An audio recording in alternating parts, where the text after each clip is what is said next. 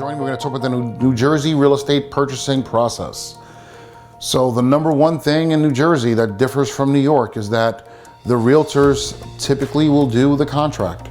You do have a 3-day period to have it reviewed by an attorney. So it's very important that when you're shopping for real estate and you're making an offer, you have your attorney already picked.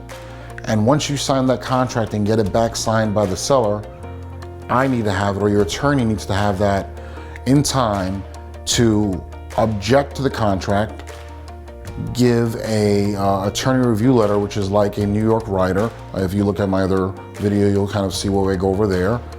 And in that, we will do what we can to protect you, to change the contract slightly, add a lot of those similar ideas that I had in that video. Then you would do your inspection. Depending on the results of the inspection will dictate if you're going forward or not.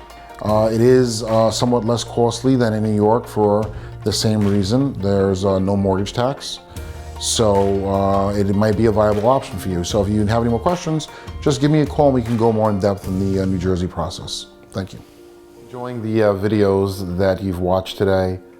They're not meant to be a substitution for speaking with your legal professional, but just an educational tool. Thank you.